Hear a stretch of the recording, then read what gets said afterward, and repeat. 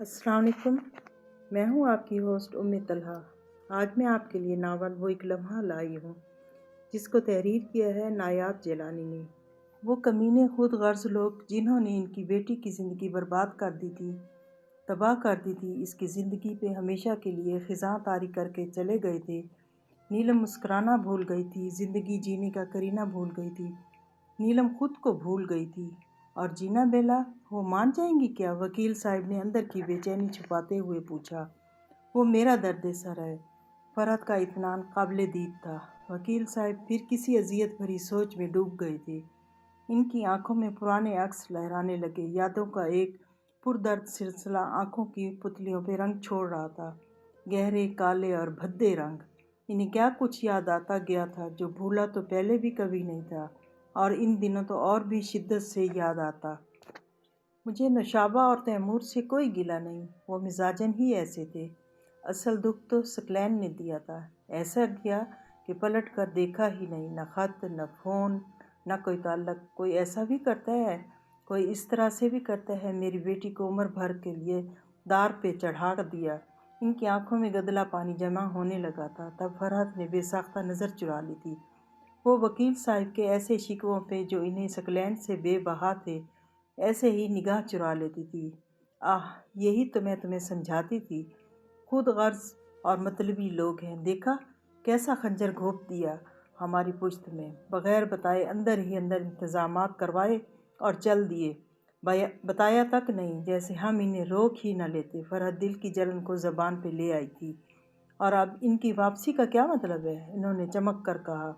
वकील साहब बेख्याली में बीवी को देखते रह गए थे, जैसे इनकी बात समझना चाहते हों। और जब इन्हें फरहत की बात समझ में आ गई तो ऐसे ही दिल में खुशगुमानियों का तूफ़ान उमड़ने लगा था।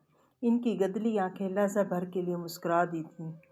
क्या ऐसा भी हो सकता था जो इनका दिल सोच रहा था, चाह रहा था? कुछ ऐसा मुमकिन हो सकता था? क्या खबर ताल्लुकात की बहाली। और अभी वो अपनी सोच को लफ्ज़ों का पैराहन पहनाना चाहते ही थे जब फरहत ने बेसाख्ता चिल्लाकर इनकी बात काट दी थी। इनका चेहरा लाल अंगारा हो गया था। ऐसा तो मैं मरकर भी नहीं सोच सकती। वो जहर खन सी उठी थी। मान गेट पे एक जानी पहचानी पुकार ने इन्हें अपनी तरफ मुतवज्जा कर लिया। जिनो बेलो, नीलम ऊंची आवाज़ में तबल बजा रही थी। फरहत के होंठों पे मुस्कुराहट आ गई। सफ़ेद अंडे जैसे तालाब में नीलगू पानी की लहर बह रही थी। तालाब के किनारे पे सफ़ेद चिकने लोहे के ग्रिल नुमा किनारे थे, जिनके एक एक कोने में सफ़ेद बगले सर झुकाकर बैठे कोर्स में कुछ गा रहे थे। आसमानों से सुनहरी परियां खिलखिलाती हुई ज़मीन पे उतर रही थीं। इनके हाथों में सुनहरी डोल्स थीं। एक रंग बिरंगे रिबन वाली साइकिल थी और ढेर सारे चॉकलेट्स, कैंडीज़, कुकीज़, जेली बेली और न जाने क्या क्या। अभी वो हाथ बढ़ाकर परियों से सारे तोहफ़े वसूल करना चाहती ही थी जब अचानक किसी ने इसे झंझोड़ कर उठा दिया था। वो घबरा कर उठ गई और मुंदी मुंदी आंखों से अपने ऊपर झुकी जीना को देखा था। वो इसका गाल थपथपा कर ज़बरदस्ती जगा रही थी। कुछ देर बाद बेला के हवास बेहतर हुए तो वो उठ कर बैठ गई। आंखें मसल मसल कर इसने लंबी सी जमाई को रोका था। फिर कदरे खफा खफा लहजे में बोली, इतनी जल्दी क्यों जगा दिया? इस पे सुस्ती सवार हो रही थी। जैसे ही बेला ने दोबारा लेटना चाहा था, जीना फौरन आड़े आ गई। बुरी बात, अब नहीं सोना, और सो सो के तुम मर जाना। बाहर देखो क्या क्या हो रहा है। जीना ने इसके बाजू में चुटकी काट कर कहा था। बेला बुरी बुरी शक्लें बनाती उठ गई थी। थोड़ा और तो सो लेने देती। सुनहरी परियां मुझे गिफ्ट देने वाली थी। तुम ख्वाबों में भी मुझे कुछ लेने मत देना। बेला रोहांसी हो गई थी। बैलों की बच्ची, तुम सपनों में मरी रहो। बाहर देखो। सोमा पूरी कॉलोनी में रेड स्पोर्ट्स कार भगा रही है। जीना शायद बाहर का एक चक्कर लगा कर आई थी और अभी सोमा की स्पोर्ट्स कार के लिए रश्क भरे जज्बात के साथ बहन को बता रही थी। लहजे में हसरत ही हसरत थी। वो तो साइकिल के लिए तरस रही थी। सोमा स्पोर्ट्स कार भी ले आई। बेला का दिल भी मचल उठा। वो भी स्पोर्ट्स कार देखना चाहती थी। फिर दूसरे ही लम्हे बुझ सी गई। सोमा के पापा हैं, वो हर महीने कुछ न कुछ नया ले लेती है। हमारे कौन सा पापा हैं? न हमें कोई गिफ्ट मिलता है और न हम किसी हिल स्टेशन घूमने फिरने जाते हैं। काश हमारे भी पापा होते। काश हमारे पापा न मरते। बेला के नीली मोटी मोटी आंखों में आंसू भर गए थे। لیکن سوما کی سپورٹس کار اس کے پاپا نہیں لائے۔ جینا نے فوراً ٹوک کر اس کی معلومات میں اضافہ کیا تھا۔ پھر بیلا نے آنکھیں رگڑ کر حیرت سے کہا، اس کے کینیڈا سے انکل آئے ہیں، وہی سپورٹس کار، ہیلی اور ڈھیر سارے چاکلیٹس اور ببلز لائے ہیں۔ جینا نے ڈیٹیل بتائی تھی۔ یقیناً وہ سوما سے ساری رپورٹ لے کر آئی تھی اور سوما کی شوخی اور غرور پہ بہت تپی ہوئی بھی تھی۔ اسے سوما کی نخوت بھری بات پہ ابھی تک غصہ تھا۔ جینا، تمہارے انکل بھی کینیڈا ہوتے تو تمہارے لیے بھی مزے مزے کی چیزیں آتی۔ اس وقت بیلا کے سامنے وہی باتیں دہرا کر جینا اپنا غصہ نکال رہی تھی۔ اس کی آنکھوں میں بھی چمکیلا پانی بار بار آ رہا تھا۔ سوما پراؤڈ کیوں نہ ہو؟ اس کے پاس ممی، پاپا، نانی، نانا، دادی، دادا سب لوگ موجود ہیں۔ وہ پاس ہو، اس کی سالگرہ ہو، سب اسے الگ الگ گفٹ دیتے ہیں، اور اب ایک امیر سے انکل بھی اسے مل گئے۔ ان کی ہنڈا سیوکس پہ سوما پورا شہر گھوم کر آئی تھی، ڈھیر ساری شاپنگ بھی کی۔ اس کے انکل بہت نائس ہیں۔ سوما سپورٹس کار چلا رہی تھی تو وہ پاس کھڑے تھے، اسے گائیڈ کر رہے تھے۔ جینا کی آواز بھرا گئی تھی، اس کا دل بھی دکھ سے بھر گیا تھا۔ کاش ہمارے بھی کوئی انکل ہوتے۔ جینا کے لہجے میں حسرت ہی حسرت تھی۔ انکل نہ صحیح، ہمیں پاپا تو مل ہی جائیں گے۔ بیلا نے اپنے تئیں بڑی سمجھداری کی بات کی تھی۔ جینا خالی خالی نظروں سے اسے دیکھنے لگی، جیسے اس کی بات سمجھنا چاہتی ہو۔ امی بتا رہی تھیں جلدی ہمارے اچھے والے پاپا آ جائیں گے، پھر تو کوئی پرابلم نہیں ہوگی، وہ خوب لاڈ کریں گے اور خوب مزہ کرائیں گے۔ بیلا نے مزید بھی بتایا تھا۔ وہ فرحت کی باتیں دہرا رہی تھی۔ کون سے؟ جینا بھی چونک گئی تھی۔ ان کا نام خرم ہوگا، بیلا نے کچھ سوچ کر کہا۔ وہی جو نیلی کے ساتھ ایک دفعہ گھر بھی آئے تھے۔ جینا کی آواز روکھی سی تھی۔ بیلا نے سر ہلایا۔ وہ ہنکارا بھر کے ایک مرتبہ پھر سوما کے انکل کی پرسنالٹی میں ڈوب گئی تھی۔ سوما کے انکل زیادہ اچھے تھے اور انہوں نے آواز دے کر جینا کو روکا بھی تھا، لیکن وہ اتنی کنفیوز ہوئی کہ بھاگ کر گھر آ گئی۔ سوما کے انکل مجھے بہت نائس لگے، بہت سویٹ اینڈ پولائٹ۔ انہوں نے مجھے کینڈی دی، لیکن میں نے نہیں لی۔ وہ بہن کو ہر بات بتاتی تھی، ہر بات شیئر کرتی تھی، ابھی بھی ایک ایک بات بتا رہی تھی۔ کاش سوما کے انکل ہمارے انکل بن جائے۔ جینا کا لہجہ حسرت آمیز تھا، ایسی حسرت جس میں کانچ ٹوٹ رہے تھے، اور دروازے کے باہر کھڑی جینو بیلو کو سرپرائز دینے کے چکر میں نڈھال سی نیلم کے دل میں بھی کانچ سے ٹوٹ رہے تھے۔ اس نے بے ساختہ ہینڈل کا سہارا لے کر خود کو گرنے سے بچایا تھا۔ وہ اتنی سی کوشش بھی نہ کرتی تو زمین بوس ہو جاتی۔ سوما کا انکل تو کیا وہ آ گیا تھا، سچ مچ واپس آ گیا تھا۔ تیمور واپس آ گیا تھا۔ نیلم کی آنکھوں سے دھواں نکلنے لگا۔ نیلم کو غیر متوقع دیکھ کر وقتی طور پہ جینا بیلا سب کچھ بھول گئی تھیں۔ ان کے لیے یہی کافی تھا کہ نیلم واپس آ گئی تھی۔ وہ بہت خوش تھیں، نیلم کے لائے تحفوں کو انجوائے کر رہی تھی، اور اس وقت بیرونی ماربل کی دھلی دھلائی سیڑھیوں پہ بیٹھ کر تکے، فرائز اور ونگز کھا رہی تھی۔ کوک کے ٹین انہوں نے نچلے سٹیپس پہ رکھے ہوئے تھے، اور ساتھ باتوں کا نہ ختم ہونے والا سلسلہ شروع تھا، اور موضوع گفتگو وہی سوما اور اس کے نئے انکل۔ اب 4-5 دن تک انکل ہی ڈسکس ہونے تھے۔ جینا بیلا کی یہ بڑی پرانی عادت تھی، ایک ہی بات کو کئی کئی دن تک سوچنا اور دہراتے رہنا۔ بچیوں کے چہروں پہ جگمگاہٹ دیکھ کر نیلم کے دل میں ایک گونا سکون اتر رہا تھا۔ سفر کی ساری تھکان جیسے جاتی رہی تھی، یوں لگ رہا تھا جیسے اس کے اندر نئی تازگی سی بھر گئی ہے۔ وہ خود کو تازہ دم محسوس کر رہی تھی۔ پھر امی نے کڑک سی چائے کیا پلائی تھی، نیلم نے دوسرے ہی لمحے کمر کس لی۔ پورا گھر گندا ہو رہا تھا، لگ رہا تھا سیما نے آج بھی بہانہ بنا کر چھٹی مار لی تھی۔ رات کو شاید طوفان آیا تھا اور سہ پہر تک پورا گھر کوڑا دان بن گیا۔ نیلم سے اتنی گندگی برداشت نہیں ہو رہی تھی، وہ صبح تک انتظار کیسے کرتی؟ پھر جو اس نے بجلی آتے پائپ لگایا تو پورا گھر دھو کر رکھ دیا۔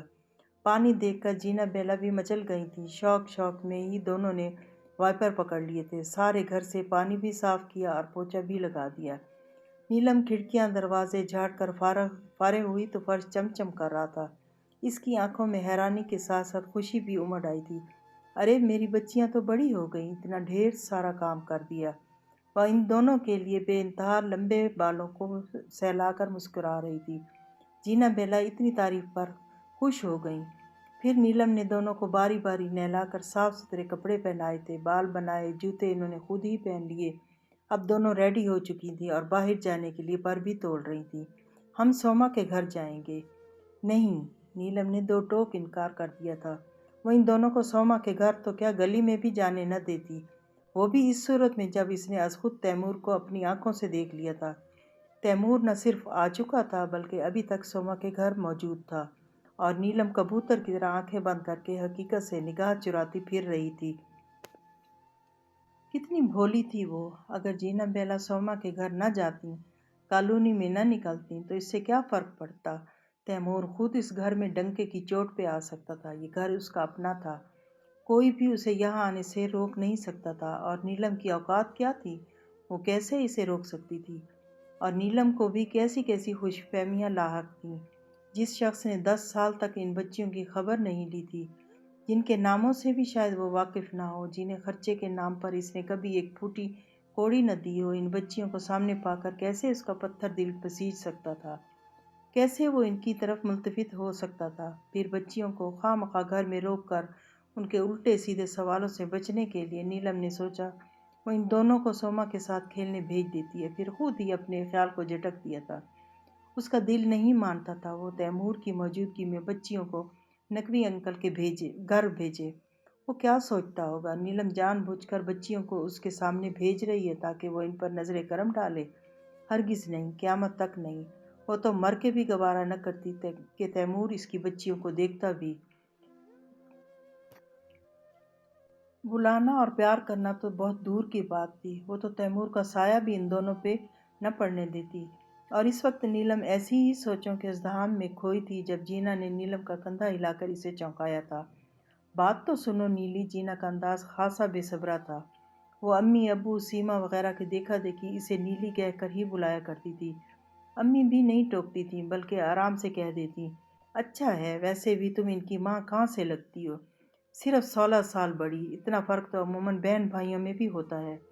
کیا بات ہے؟ نیلم نے بے خیالی میں کہا۔ اس کی سوچیں بہت منتشر تھیں، بھٹک بھٹک کر نقوی صاحب کے بنگلے کی طرف جاتی تھیں۔ دل بڑا پریشان اور بوجھل تھا۔ کیا تیمور کا آنا بے مقصد تھا؟ وہ فیملی سمیت کیوں واپس آ گیا؟ کیا وجہ تھی؟ اور اس کی بیوی بچے وہ کہاں تھے؟ سوما کے انکل آپ کا پوچھ رہے تھے نیلی، کہتے تمہاری نیلی پیلی کا کیا حال ہے؟ جینا نے اسے گم سم دیکھ کر ہلایا تھا۔ نیلم جیسے لمحوں میں سنبھل گئی تھی، پھر اسے جھٹکا سا لگا تھا۔ وہ کہاں ملا تمہیں؟ مطلب سوما کے انکل کہاں ملے تمہیں؟ نیلم کی آواز جیسے پھٹ رہی تھی، اس کی آنکھوں میں وحشت سی بھر گئی۔ باہر روڈ پہ وہ سوما کو ہیلی اڑانا سکھا رہے تھے۔ نیلی، ہمیں بھی ہیلی چاہیے جو بہت دور تک فلائی کر سکتا ہو۔ جینا نے مچلتے ہوئے اپنی فرمائش اس تک پہنچائی تھی۔ نیلم غائب دماغی سے جینا کی طرف دیکھنے لگی۔ وہ ذرا جھک کر جینا کے قریب آئی، پھر اس نے جینا کے دونوں پھولے پھولے گالوں کو پیار سے سہلایا، پھر بیلا کو بھی آواز دے کر بلا لیا۔ وہ دونوں اب اس کے دائیں بائیں موجود تھی۔ نیلم کو ایک گونا تحفظ کا احساس ہوا تھا، پھر اس نے ان دونوں بہنوں کو سمجھایا، دیکھو بیٹا، کسی کی چیز کو دیکھ کر امپریس ہونا اور بات ہے، اس کے حصول کی خاطر کوشش کرنا اور بات۔ میں جلدی تم دونوں کو سائیکل لے دوں گی، لیکن پھر تم اور فرمائش کرو گی۔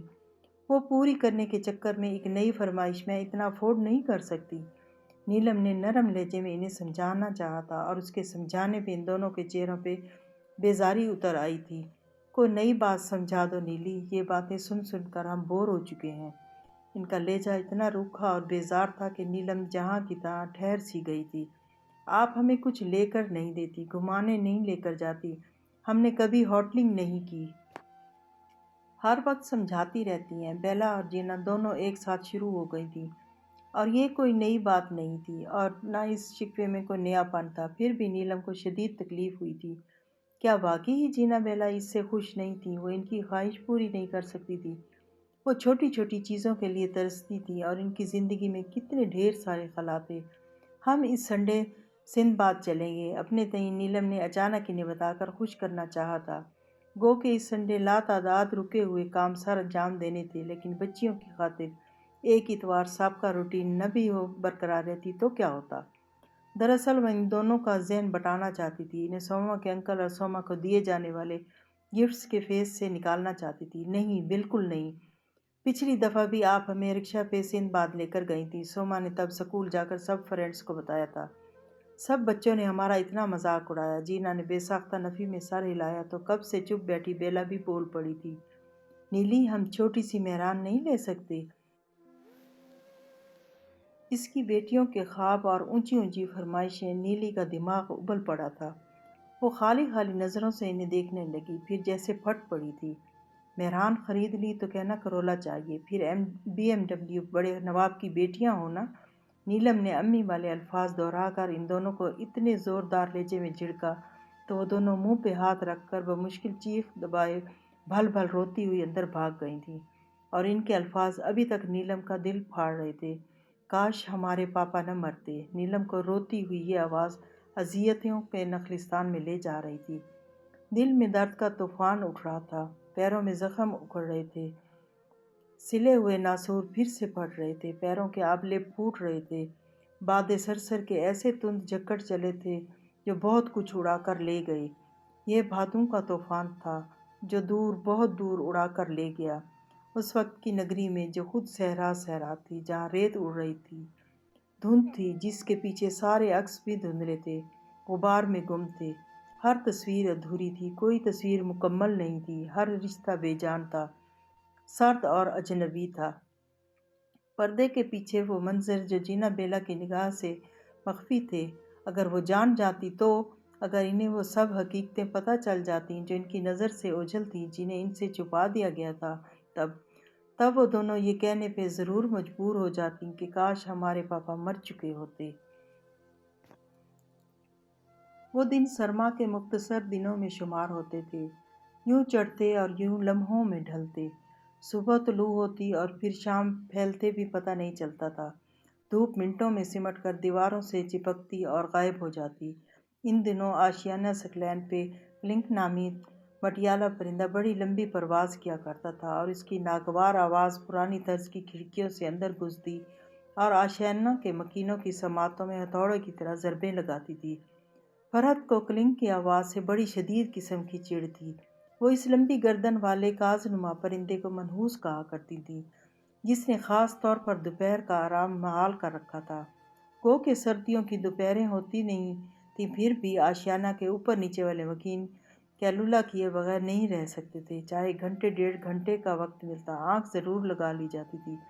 اوپر اور نیچے والوں کا یہ سانجھا رواج تھا، دونوں گھروں میں اولاد کا خاصا فقدان تھا۔ اوپر سکلین الوی کا ایک بیٹا تیمور، جو انتہا کا لاپرواہ، بے نیاز، لاابالی، کلنڈرا سا، نوعمر 19 سالہ، ابھی ابھی جوان ہوتا منچلا سا لڑکا تھا۔ کرکٹ، ٹینس، والی بال جس کا جنونی اور شوق تھا۔ پڑھائی میں بس سو کبھی دوستوں کی مہربانی سے تو کبھی نقلیں مار کے مر مرا کے پاس ہو ہی جاتا تھا۔ پڑھائی اس کے لیے بڑی غیر ضروری قسم کی چیز تھی، جس کا ہونا نہ ہونا برابر تھا۔ البتہ مستقبل کے لیے اس کا طاولا پن ہر سننے والے کو ورطہ حیرت میں ضرور ڈال دیتا تھا۔ جو لڑکا تعلیم کے لیے اتنا غیر سنجیدہ تھا، وہ مستقبل کے لیے اتنا سنجیدہ کیسے ہو سکتا تھا؟ گو کہ فی الحال وہ باپ کی کمائی پہ عیش کر رہا تھا، تاہم امیر ہونے کا دیرینہ شوق ابھی زندہ سلامت تھا، حالانکہ ان کے حالات نیچے والوں سے خاصے بہتر بلکہ بہترین تھے۔ چاچو کی جاب ابو کی وکالت سے بہت اچھی تھی، انہوں نے اپنا پورشن بھی حال ہی میں تعمیر کروایا تھا اور نیا فرنیچر بھی منگوا کر پورا گھر ڈیکوریٹ کر لیا، اور امی نوشابہ چاچی کی لاشانیوں پہ ہمیشہ ہر وقت کڑتی رہتی تھیں۔ اس عورت کے ہاتھ میں تو سوراخ ہیں، کھا اڑا رہی ہے سب کچھ، جمع جتھا کرنے کا کوئی پتہ نہیں، برا وقت کبھی بھی آ سکتا ہے۔ امی کے فرمودات پہ نوشابہ چچی بغیر غصہ کیے ہنستی اور ہر بات کہکوں میں اڑا دیتی تھی۔ 4 دن کی زندگی ہے، عیش و عشرت میں گزار دینی چاہیے، انہیں ہر بات پہ کہکا لگانے کی عادت تھی۔ ان کے خیالات اپنے اکلوتے لختے جگر سے بہت ملتے تھے، وہ بھی پیسہ اڑانے کا شوقین تھا، کمانے کی کچھ خبر نہیں تھی۔ چاچو کا مال آتے تھے، یہ دونوں اڑا دیتے، اور یہ کام پوری دل جمعی سے کرتے تھے۔ نیچے والوں کے حالات اوپر والوں کی نسبت خاصے بدحال تھے۔ نچلا پورشن مسلین الوی کی رہائش گاہ تھی، ان کی اکلوتی بیٹی نیلم جو نہایت سنجیدہ مزاج، خاصی سگڑ اور کم گو قسم کی لڑکی تھی۔ پڑھائی میں وہ بھی بس ٹھیک تھی، لیکن یہ تھا کہ ذہین نہ ہونے کے باوجود وہ محنتی بلا کی تھی، ہر وقت پڑھتی رہتی، کتابوں میں سر دیے رکھتی، کچن میں جاتی تب بھی کتاب ہمراہ ہوتی، یوں ایڑی چوٹی کا زور لگا کر وہ بھی گریڈ لے ہی لیتی تھی۔ نیلم تیمور سے 3 سال چھوٹی تھی، دونوں میں ذہنی ہم آہنگی تو بہت دور کی بات دوستی تک نہ تھی۔ کزن ہونے کے ناطے وہ اس پہ اپنے کام نکلوانے کے لیے روب ضرور ڈال لیتا تھا، کیونکہ اس کی اپنی بہن نہیں تھی۔ نوشابہ چچی سدا کی آرام طلب خاتون تھیں، وہ کام دیکھ کر خواہ مخواہ بیمار ہو جاتی تھیں۔ یوں تیمور کے سارے کام نیلم کے ذمہ تھے، حتیٰ کہ نوشابہ اور سکلین کی اکثر ذمہ داریاں بھی اسی کے کندھوں پہ تھیں، اور نیلم سدا کی فرما بردار، جیسے کوئی کہتا آرام سے کرتی جاتی، اور امی کو اس کی جی حضوری پہ سخت تاؤ چڑھتا تھا۔ وہ اسے ہر وقت ٹوکتی رہتی تھی، نوکر نہیں ہو تم نوشابہ اور اس کے آوارہ بیٹے کی، اپنے کام سے کام رکھا کرو، بھاگ بھاگ کر اوپر جانے کی ضرورت نہیں۔ امی کو نوشابہ چچی سے سخت چڑھتی، اور اسی حساب سے تیمور بھی انہیں انتہائی ناپسند تھا۔ کافی عرصے بعد نیلم کو پتہ چلا تھا کہ امی کو نوشابہ چچی سے کیوں چڑھتی، ان دونوں کے تعلقات اتنے خراب کیوں تھے۔ دونوں میں روایتی جیٹھانی دیورانی والی رنجش بدرجہ عدم موجود رہتی تھی۔ نیلم تھوڑا اور غور کیا تو اندازہ ہو گیا تھا، نوشابہ کی طرف سے تو نہیں، البتہ اس کی امی بات بے بات نوشابہ سے اختلاف رکھتی تھیں، ہر وقت ان پہ طنز کرتی ٹوکتی رہتی تھیں، اور نوشابہ جواب میں کہہ لگا کر ہنس پڑتی، ہر تکلیف دہ جملے کو باتوں ہی باتوں میں اڑا دیتی تھی۔ کبھی انہوں نے کسی تانے کو کھینچ تان کے لمبا نہیں کیا تھا۔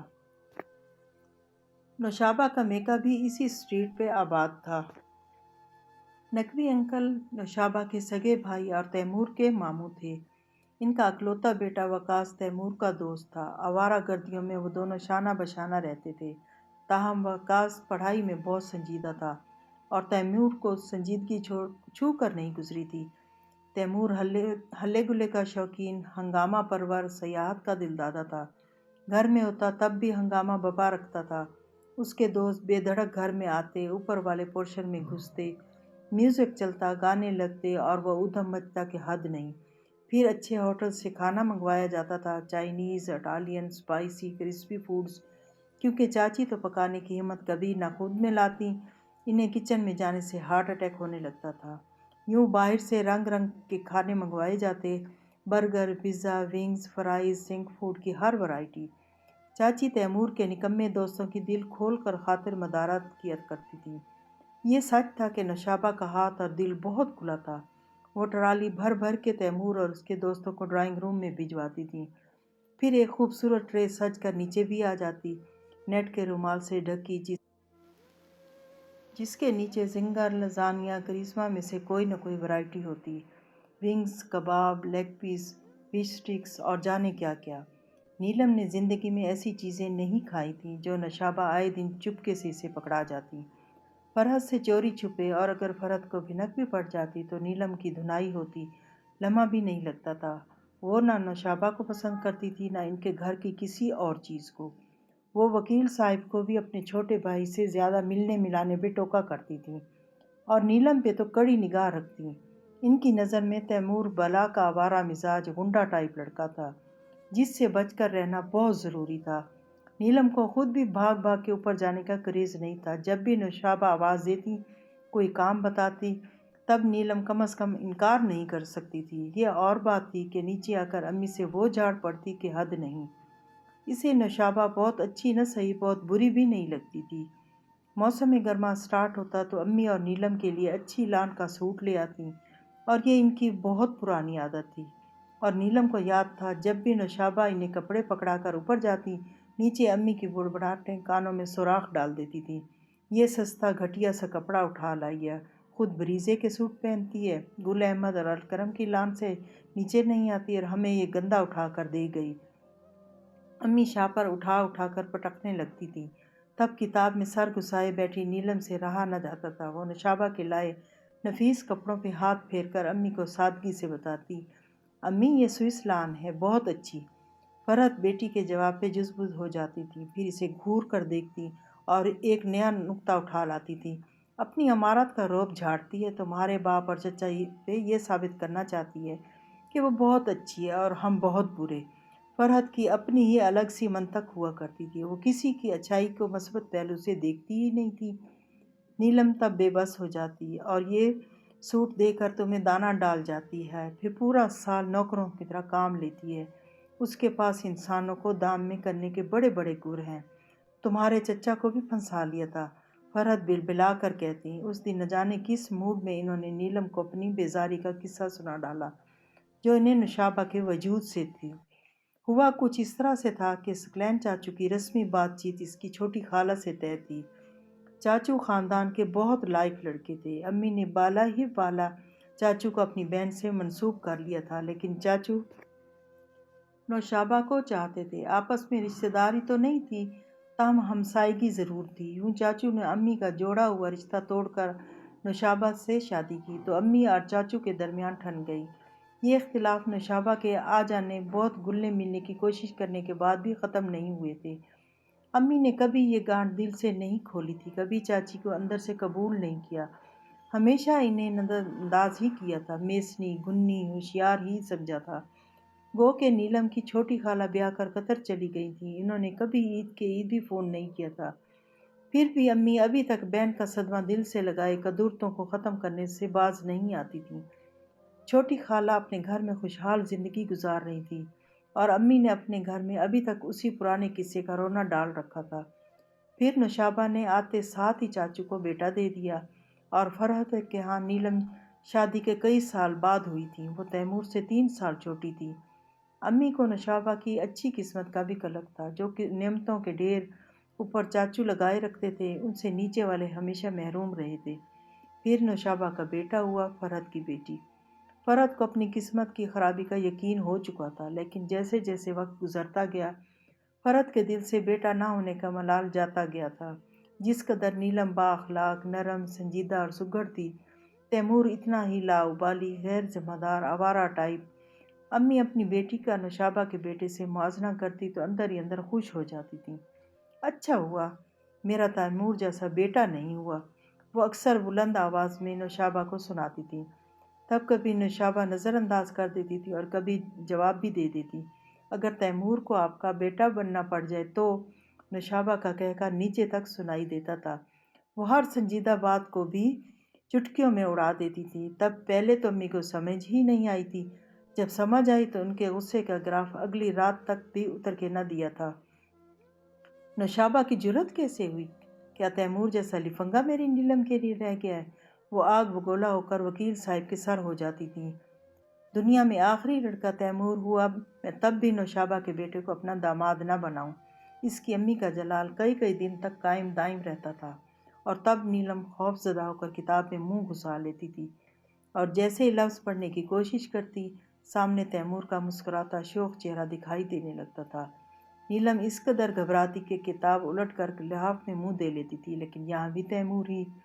वो उठकर लिहाफ फेंकती, किचन में भाग जाती, बिला वजह धुले हुए बर्तनों को धोने लगती थी, लेकिन यहाँ भी तैमूर का चेहरा, तैमूर की आंखें, तैमूर की मुस्कुराहट और नीलम का दिल हाथों से फिसल फिसल कर लौट पौट हो जाता। वो अपनी कैफियत पे दिन गश्त बदनदार रहती थी। तैमूर के साथ उसके ताल्लुकात कभी भी दोस्ताना नहीं रहे थे। फिर भी इसकी अम्मी को तैमूर पे शक ही रहता था। वो कभी कॉलेज यूनिफॉर्म इस्त्री करवाने आ जाता तो अम्मी सर पे खड़ी रहती। तैमूर शर्ट और पैंट का गोला बनाकर इसके मुंह पर दे मारता और चीख कर आवाज़ लगाता, नीली पीली जल्दी प्रेस कर दो, आज कॉलेज का मुंह देख ही आऊँ। वो सीढ़ियों पे खड़ा होकर ऊपर से फायर खोलता था और अम्मी किचन से फ़ौरन बरामद हो जाती। नवाब ऑफ कालाबाग, खैरियत तो है? कहीं कॉलेज में दिल तो नहीं अटका लिया, वरना तुम और कॉलेज जाओ, वो भी इतने एहतमाम से। अम्मी की फायरिंग पे वो भी बला का मुंह फट मुंह तोड़ किस्म का जवाब देता था। तैमूर का दिल इतना गिरा पड़ा नहीं जो खाम खा झाड़ियों में अटकता फिरे। वो बालों में हाथ फेरता, हिसाब बराबर करता। अम्मी भी मज़ीद मालूमात के लिए कफगीर समेत बाहर निकल आती। दरअसल वो इसका दिल यानी अंदर का राज लेना चाहती, क्योंकि आजकल नौशाबा बार बार अम्मी को सुना रही थी कि वो तैमूर की शादी जल्दी करने का इरादा रखती हैं। तुम्हारी माँ तो तुम्हारे 12 पास करने के इंतज़ार में है, अभी इम्तहान दो और अभी शादी रचा ले। अम्मी का अंदाज सुलगता हुआ मैनी खेज किस्म का होता था। तैमूर आंखें मीच कर देखता, फिर नफ़ी में सर हिलाने लगता। ताई, एक्चुअली मुझे कोई नीली पीली तो पसंद आ नहीं सकती, मेरे लिए तो मम्मी को बहुत ऊंचा हाथ मारना पड़ेगा। वो بھی کمال کا استاد تھا۔ امی کو باتوں میں ایسے بہلا کر مطمئن کر دیتا جیسے اس دن امی کو اطمینان ہو گیا تھا کہ تیمور خود ہی نیلم کے لیے انکار کر دے گا۔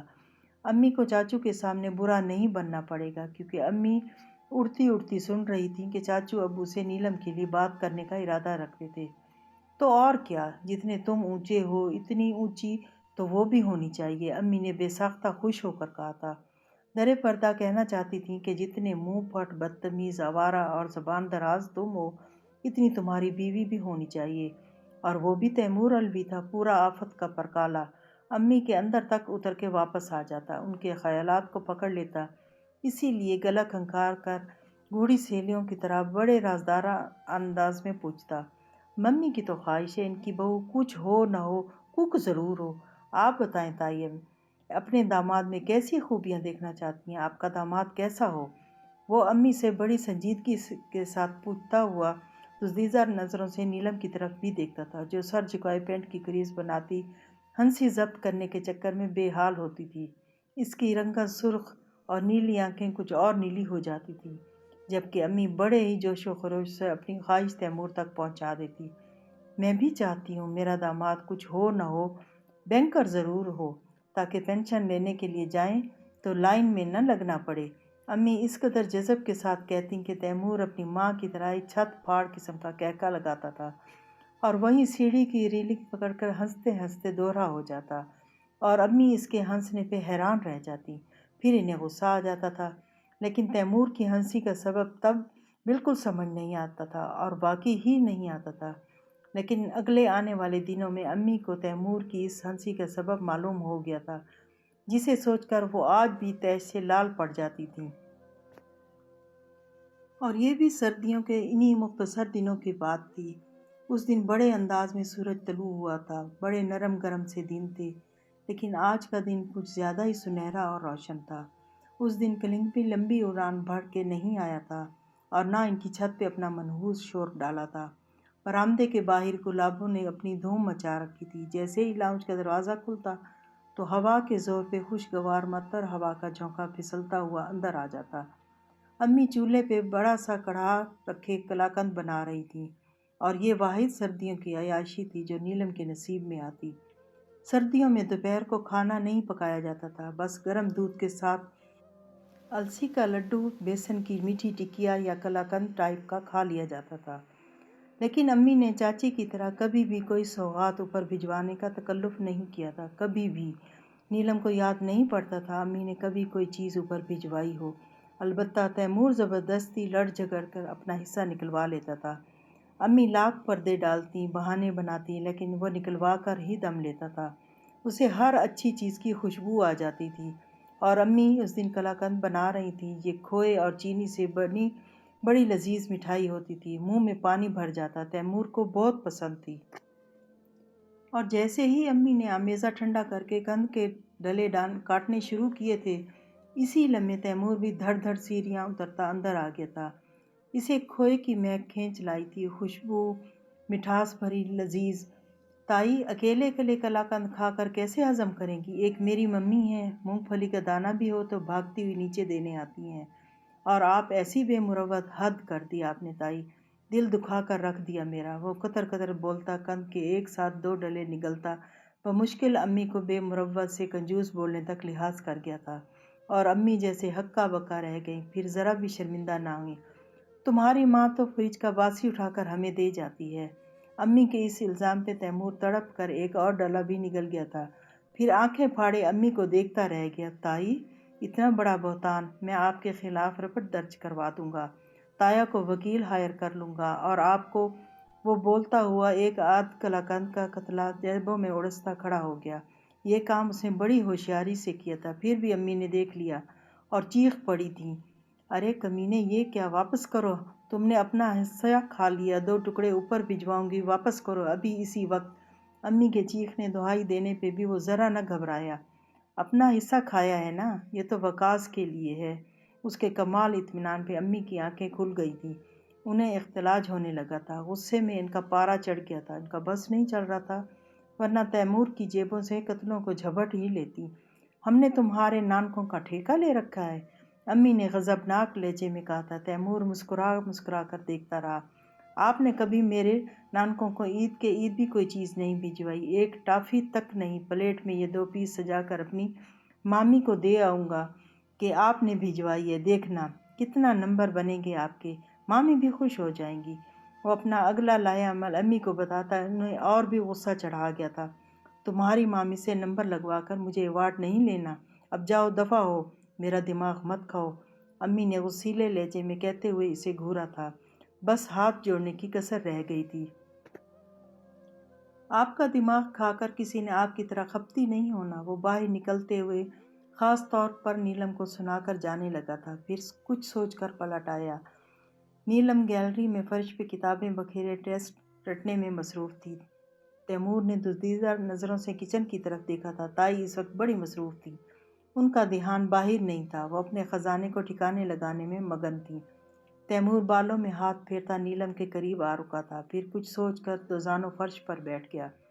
نیلم جو آنکھیں بند کیے انگلش کا مضمون رٹ رہی تھی، لمحہ بھر کے لیے کسی کی موجودگی پا کر ٹھٹک گئی تھی، پھر اس نے پٹ سے اپنی آنکھیں کھول لی تھیں۔ کسی کی نظروں کا ارتکاز اس نے واضح طور پر محسوس کر لیا تھا۔ اس کا چہرہ سرخ سا ہو گیا تھا اور آنکھیں نیلگوں سمندر سی خود بخود جھک سی گئی تھیں، کہیں دھڑکنوں میں ہلکا سا ارتعاش بپا تھا۔ وہ کچھ گھبرا سی گئی تھی کیونکہ تیمور بڑے دھیان سے اسے دیکھ رہا تھا۔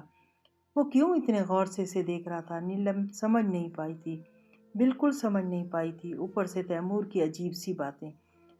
تائی کا بیہیویئر تم نے دیکھا ہے، ان کو کس نے نبھانا ہے، تایا نے یا میں نے، پکڑ کر بے عزتی کر دیتی ہیں، اور میں بھی بڑا بد لحاظ ہوں، آگے کچھ ہوا نا تو ذمہ داری تائی کے سر ہوگی، سنا تم نے؟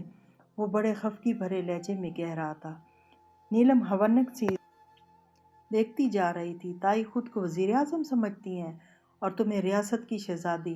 سن لو ذرا دھیان سے، میں بھی کوئی گرا پڑا نہیں ہوں۔ تیمور کا لہجہ پہلے کی طرح کھردرا اور خفگی سے لبریز تھا۔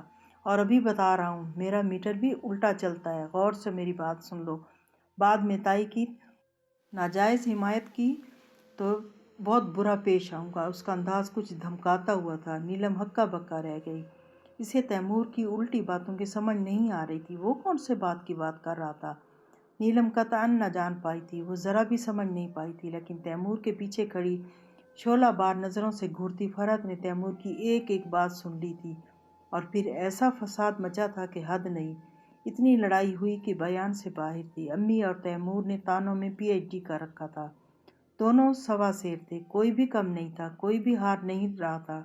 پھر تیمور کے بارے میں تو مشہور تھا، وہ بہت منہ پھٹ ہے، بد لحاظ ہے، اور جب وہ امی کی طرح اپنی کرنی پہ آتا تھا تو پھر کسی کی نہیں سنتا تھا۔ اور اس دن نوشابہ بھی گرتی پڑتی سیڑھیاں اتر کر آ گئی تھی۔ انہوں نے بہت سیز فائر کروانے کی کوشش میں اپنا دماغ کھپایا تھا، لیکن نہ امی رک رہی تھی نہ تیمور باز آ رہا تھا۔ پھر جاتے جاتے وہ امی کو دھمکا بھی گیا، مجھ جیسا آوارہ ہی آپ کے پلے پڑے گا، کسی بینکر انجینئر کے بس خواب دیکھتی رہ جائیں گی۔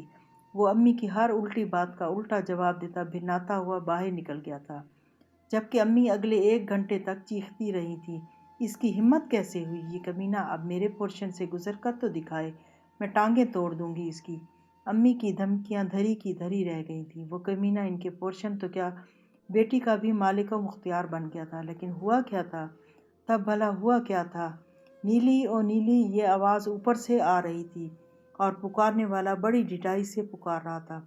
نیلم کچن میں بریانی کو دم دے رہی تھی، لیکن اس کا سارا دھیان اوپر کی طرف تھا۔ وہ بے بسی سے کبھی اوپر کی پکار پہ دھیان دیتی اور کبھی دزدیدہ نظروں سے تخت پہ بیٹھی فرحت کو دیکھتی۔ فرحت نے اس کی نظروں کا اضطراب دیکھ لیا تھا، اسی لیے تخت پہ بیٹھے بیٹھے ہی چمک کر بولی، اس نواب کی تم نوکر نہیں ہو، خبردار جو باہر نکلیں یا اوپر گئیں۔ ان کے کڑک دار لہجے کی گونج اوپر تک گئی تھی۔ وہ جو تکون میز کے اوپر لگی پلاسٹک پر فارمیکا کی تہ ہموار کر رہا تھا، اور جب میز فٹ ہو گیا تو اس نے اٹھا کر سب سے اوپر سیڑھیوں کے پہلے سٹیپ پہ رکھ کر پھر سے نیلم کو آواز دی تھی، یہ لو تایا کا میز فٹ کر دیا ہے، مجھے کہہ رہے تھے کاریگر کو دے آنا، میں نے خود ہی ٹھونک دیا ہے، اب بتاؤ نیچے دے جاؤں؟ وہ ریلنگ پہ لٹک کر فرحت کو دیکھتا آنکھ دبا کر نیلم سے مخاطب تھا، اب نیچے آیا تو لوگ ٹانگیں توڑ دیں گے۔ اس نے باقاعدہ ہاتھ ہوا میں لہرا کر کہا تھا، میں کیسے اٹھاؤں گی، وزنی ہوگا، تم خود دے جاؤ۔ نیلم کو بالآخر جواب دینا ہی پڑا تھا۔ دیکھ لو، میری ٹانگوں کا بیمہ نہیں ہے، پہلے گارنٹی دو۔ وہ ریلنگ پر لٹکا لٹکا اعلان کر رہا تھا۔ نیلم تھوڑا زچ سی ہو گئی تھی۔ کچھ نہیں ہوگا، تم میز دے جاؤ، ابو کا فون آیا تھا، ان کا محرر لے جائے گا۔ نیلم نے کچن میں جا کر برتن بند کیا اور وہیں کھڑے کھڑے سامنے اوپر کی طرف آدھے لٹکے تیمور کی طرف دیکھا تھا۔ وہ ابھی تک اپنی جگہ پر جمع ہوا تھا اور نیلم کو ہی دیکھ رہا تھا۔ پھر اس نے فرحت کو اشارہ کیا، تائی آپ کے شوہر کا میز لے کر نیچے آ جاؤں؟ پہلے تو تائی کی اجازت سے دندناتے ہو نا؟ فرحت نے جھلبلا کر جواب دیا تھا۔ وہ بے ساختہ کہکا لگا کر ہنس پڑا، تائی آپ بھی نا سچ مچ بڑی سویٹ ہیں۔ تیمور نے مسکا لگایا تھا، پھر نیچے آ کر میز رکھ گیا۔ جب وہ جانے لگا تو فرحت نے بے ساختہ اسے روک لیا تھا۔ زہے نصیب، وہ تو واری جانے لگا تھا، تم اپنی حرکتوں سے باز آ جاؤ تیمور۔ انہوں نے اینک کے پیچھے سے گھور کر اسے دیکھا تھا۔ تیمور اچھا بھلا چونک گیا۔ کیسی حرکتیں؟ وہ معصوم بنا، پھر سیڑھیوں پہ چڑھ کر دوبارہ پلٹ آیا تھا۔ یہی صعود و نزول؟ ان کی ناک پہ غصہ آ گیا۔ یہ پھیرے اور اوپر چڑھنا اترنا ان کی برداشت سے باہر تھا۔ مطلب؟ اسے چنبا ہوا۔ وہ واقعی ہی تائی کی طنز کا پس منظر نہیں سمجھا تھا۔ یہ اتار چڑھاؤ؟ انہیں اور بھی غصہ آ گیا تھا۔ تیمور کے آنے جانے پہ انہیں شدید قسم کے اعتراضات تھے، اور آج تو اس کا رزلٹ بھی آیا تھا، خاصا قابل اعتراض قسم کا۔ انہوں نے اسے اڑے ہاتھوں لیا۔ کاش کے 4 جماعتیں پڑھ لیتے۔ تائی بھی طنز کا کوئی موقع ہاتھ سے جانے نہیں دیتی تھی۔ تو پھر کیا ہوتا؟ کیا بینک میں افسر لگ جاتا؟ اس نے آنکھیں گھما کر تائی کو بھی گھمانا چاہا تھا، یعنی ان کی بات انہی پہ لوٹا دی تھی۔ فرحت کو غصے نے اور بھی گھیرا تھا۔ نیلم نے جیسے سر پیٹ لیا تھا۔ وہ جانتی تھی اب دوبارہ سے ٹکراؤ ہونے والا تھا۔ یہ منہ اور مسور کی دال۔ فرحت نے استہزائیہ کہا، ایک تو سوئی میں سے دھاگا نکل گیا تھا، اوپر سے اس کی بکواس۔ تائی مجھے غصہ مت دلائیں، اس نے وارننگ دی تھی۔ پھر کیا ہوگا؟ تائی فرحت کا استہزاء کچھ اور بڑھ گیا تھا۔ انہوں نے فریم کو ایک طرف رکھ دیا۔ جو ہوگا اچھا نہیں ہوگا۔ تیمور کو بھی بیتوکی ہانکنے کا شوق تھا۔ جاؤ میاں، اپنا رستہ ناپو۔ فرحت بیزار ہو چکی تھی۔ انہوں نے پھر سے فریم اور سوئی دھاگے کو گود میں رکھا۔ اتنا فارغ نہیں ہوں جو رستے ناپتا پھروں۔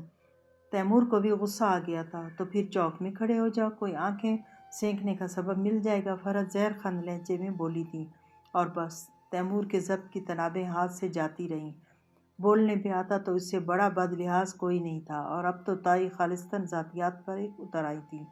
یعنی کہ اسے کیا سمجھتی تھی؟ آوارہ، سڑک چھاپ، لچا لفنگا۔ حد تھی، یعنی کہ حد تھی۔ اس کا لال بھبوکا چہرہ دیکھ کر نیلم کا دل دہل گیا تھا۔ اب نہ جانے کیا ہو جاتا۔ آپ مجھے سمجھتی کیا ہیں؟ وہ جارحانہ انداز میں چیخ پڑا تھا۔ فرحت نے بے نیازی سے نیا ٹانکا چڑھایا، جیسے تیمور کے غصے کی انہیں کوئی پرواہ نہیں تھی۔ اپنے آپ سے پوچھ لو۔ ان کی بے نیازی کا علم وہی تھا۔ اپنا آپ تو مجھے بڑا خوبصورت لگتا ہے۔ ماں نیلم کے زرد کپکپاتے چہرے پہ تیمور کی نگاہ پڑی تو اس نے اپنا انداز، لہجہ اور الفاظ تک بدل لیے تھے۔ وہ غصے کو دبا کر سابقہ ہلکے پھلکے لہجے میں بولنے لگا تھا، یوں کہ بس گھڑی بھر کی دیر میں نیلم کے چہرے کی زردی غائب ہو گئی تھی۔ اس کی آنکھوں میں اتری نمی تک سوکھ گئی، چہرے پہ ہلکا سا اطمینان پھیل گیا تھا، جو تیمور کو اس قدر بھلا معلوم ہوا کہ وہ تائی سے مزید جھگڑنا چھوڑ کر الٹے قدموں سیڑھیاں چڑھتا اوپر غائب ہو گیا تھا۔ اور یہ تو بس گھڑی بھر کی بات تھی، پرانی عادتیں چھوٹتے ہی چھوٹتی تھیں۔ نہ امی، تیمور، چاچی اور چاچو کے لیے آرام ہوتی تھی، اور نہ تیمور جواب دینے سے باز آتا تھا، نہ انہیں غصہ دلانے سے باز آتا تھا۔ اس دن نوشابہ چچی نیچے آئیں تو امی کو بہانہ مل گیا۔ ان سے تیمور کو ٹھکانے لگانے والے موضوع پہ گفتگو کرنے لگیں، کیونکہ چاچی خود 19 سالہ تیمور کو بیانے کے لیے بےتاب بیٹھی تھی۔ بس ان کو شوق تھا جوانی میں ساس اور دادی وغیرہ بننے کا۔ یہ تو اس دن چاچی نے امی کو بتایا تھا وہ تیمور کی کیوں جلدی شادی کرنا چاہتی ہیں۔ تیمور اور نیلم کے بعد ہمارے گھر کوئی بچہ نہیں ہوا، اس گھر کی دیواریں ترس گئی ہیں بچوں کی آوازیں سننے کے لیے۔ میری بھابھی بھی وقاص کے لیے لڑکی ڈھونڈ چکی ہیں، آگے پیچھے ان کی شادیاں ہو جائیں گی۔ نوشابہ چاچی نے بڑی خوشی اور حسرت بھرے لہجے میں بتایا تھا۔ تب فرحت زیر لب بڑبڑا کر رہ گئی تھی، تم تو بس میکے والوں کی ریس میں بھاگتی رہنا۔ چاچی کے چہرے پہ پھیلی الوہی سی مسکراہٹ کو نظر انداز کر کے فرحت کو اچانک خیال آیا تھا، گو کے خیال تو اچانک نہیں آیا تھا، لیکن انہوں نے انداز ایسا ہی اپنایا کہ یوں لگے اچانک خیال آیا ہو۔ تم نے تیمور کے لیے کوئی لڑکی دیکھی ہے؟ لو بھابھی، لڑکی ڈھونڈنے کی کیا ضرورت ہے؟ نوشابہ نے عادتاً کہکا لگایا تھا۔ فرحت کو اچنبھا سا ہوا۔ تو کسی بھیڑ بکری سے شادی کرو گی؟ اور سن لو جی، حد کرتی ہیں آپ، اپنے گھر میں بچی موجود ہے تو باہر کیوں تلاشوں؟ نوشابہ نے جیسے فرحت کی عقل پہ ماتم کیا تھا، اور فرحت کو یوں لگا تھا جیسے بچھو نے ڈنک مارا ہو۔ وہ اچھل کر 1 فٹ دور جا بیٹھی اور نوشابہ کو یوں گھورنے لگی تھی جیسے نوشابہ کا دماغ چل گیا۔ تم کس کی بات کر رہی ہو؟ ایک خدشے کے تحت انہوں نے بات صاف کر لینا ضروری سمجھا تھا۔ فرحت کے انداز کو نظر انداز کر کے فرش پہ پوچھا لگاتی نیلم کو میٹھی نگاہ سے دیکھتی نوشابہ نے بڑے پیار سے کہا، اپنی نیلی ہے نا، پھر کسی اور کا کیا کروں؟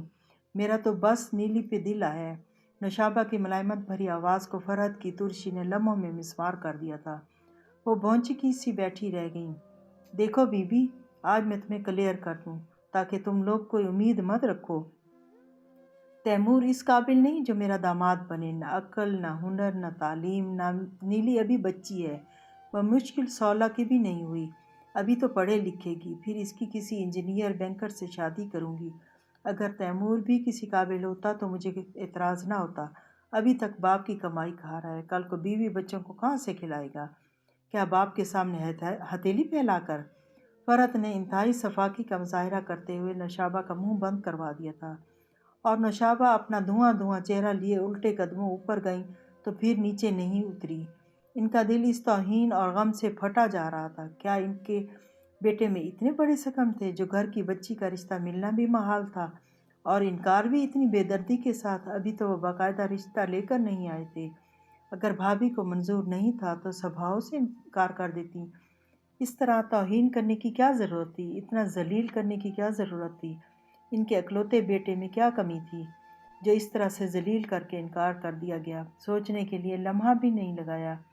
نوشابہ کا کمزور دل اس صدمے کو برداشت نہ کر سکا اور انہیں انجائنا کا اٹیک ہو گیا۔ نوشابہ ہسپتال کیا گئیں، گھر میں زلزلہ آ گیا۔ تیمور فرحت کے ساتھ اس قدر لڑا کہ حد نہیں۔ وقاص زبردستی اسے کھینچ گھسیٹ کر اپنے گھر لے گیا تھا اور وہ چیخ چیخ کر بول رہا تھا، تائی نے میری ماں کو ہسپتال پہنچایا ہے، یہی میری ماں کے مجرم ہے۔ تیمور کی بازگشت نیلم کو پیروں رلاتی تھی اور وہ تکیے میں سر گھسا کر روتی رہتی۔ ان دنوں آشیانہ سکلین پہ سوگوار فضا کا سایہ تھا۔ ابو پریشان تھے اور چاچو ابو سے بھی زیادہ پریشان تھے۔ ابھی چاچی ٹھیک ہو کر گھر بھی نہیں آئی تھی کہ چاچو کا اچانک بلڈ پریشر ہائی ہوا اور انہیں بھی اٹیک ہو گیا۔ تیمور ان دنوں گھن چکر بنا ہوا تھا۔ گھر ہسپتال کے درمیان بھاگ کر اسے اپنا کچھ ہوش نہیں رہا تھا۔ اس کے ماموں کی فیملی اسے برابر سپورٹ کرتی تھی۔ وقاص کی بیوی سورین ہی ان کا کچن سنبھالتی اور گھر کی دیکھ بھال کرتی۔ چاچو اور چاچی دونوں بستر سے لگ گئے تھے۔ اسی دوران چاچو کی نہایت شکستہ حالت دیکھ کر وکیل صاحب نے زندگی میں پہلی مرتبہ ایک ایسا فیصلہ کر لیا تھا جس میں فرحت کی ذرا بھی مرضی شامل نہیں تھی۔ انہوں نے آخری دم تک مخالفت کی تھی، آخر تک ضد کی تھی، گھر چھوڑ دینے کی دھمکی تک دی، لیکن وہی ہوا تھا جو تقدیر میں لکھا تھا۔ ان کی ہر ضد، ہر مخالفت، ہر غصے، ہر لڑائی کی قیمت تیمور اور نیلم کے نکاح اور رخصتی کی صورت چکانی پڑی تھی۔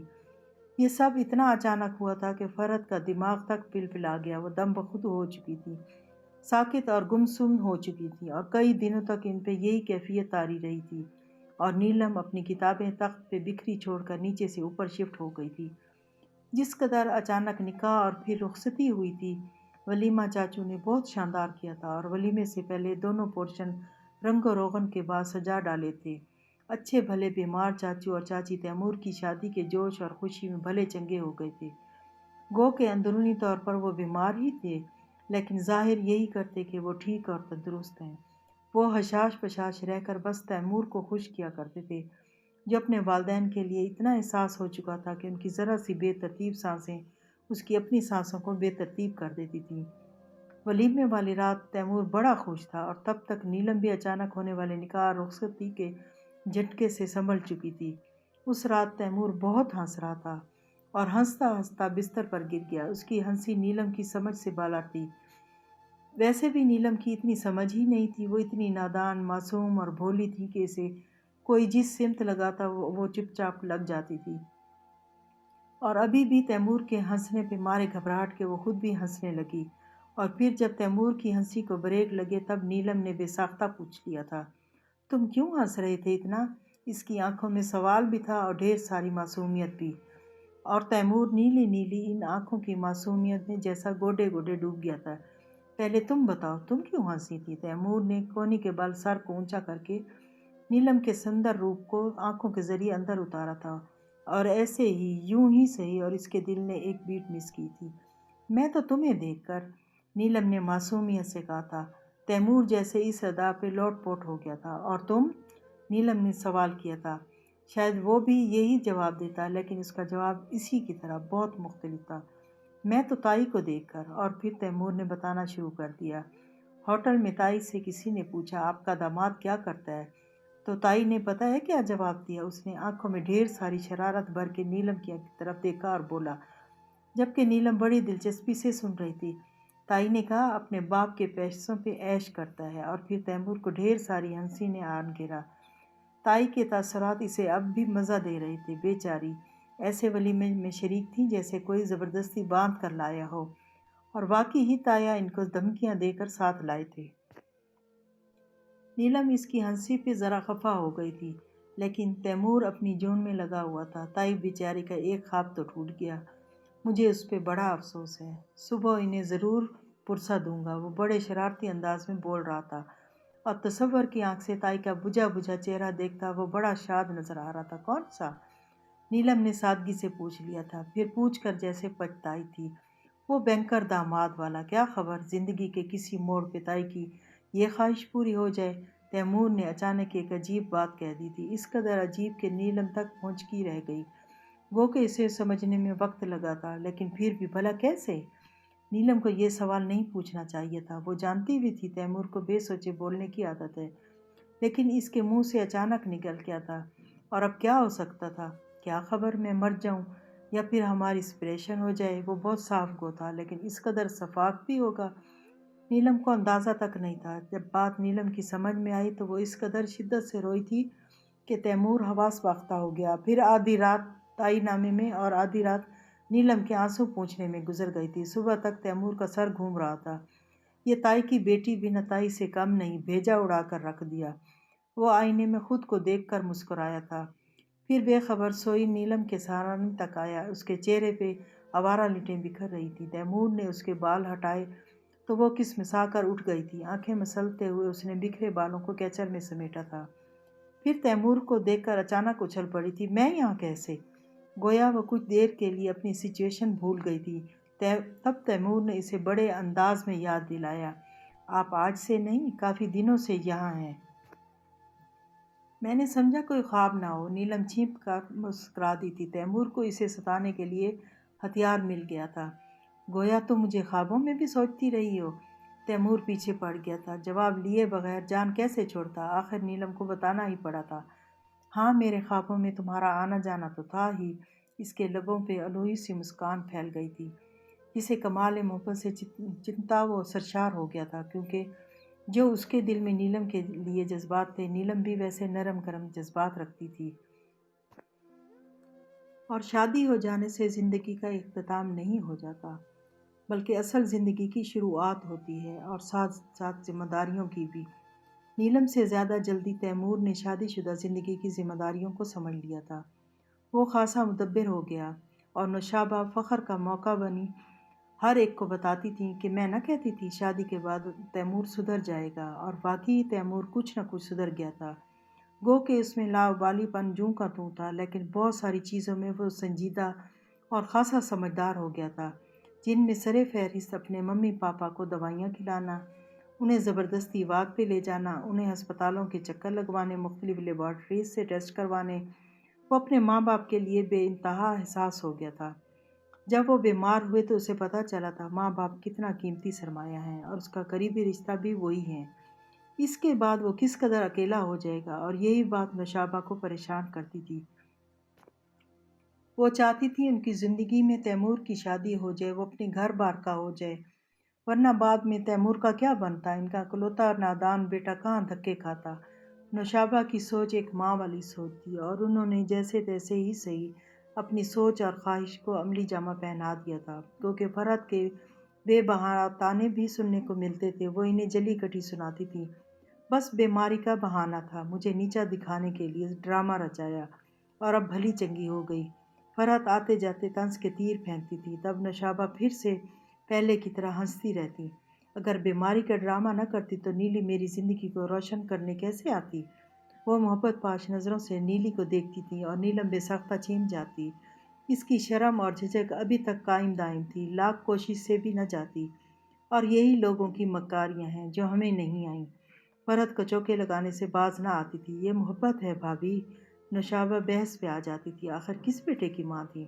دیکھ لی محبت، ہم نے تو ان کا لہجہ زہر آلود ہو جاتا۔ ہم نے کون سی نفرت کا مظاہرہ کیا؟ نوشابہ پریشان ہو جاتی تھی۔ جو پوچھتے میں خنجر چلایا یہ کم تھا کیا؟ فرحت کے پرانے غم جاتے ہی نہ تھے۔ نوشابہ بھونچکی رہ گئی، پھر بمشکل بول پائی تھی، میں سمجھی نہیں۔ اور واقعی ہی نوشابہ سمجھ نہیں سکی تھی۔ وہ بڑی حیران نظروں سے فرحت کو دیکھتی رہی۔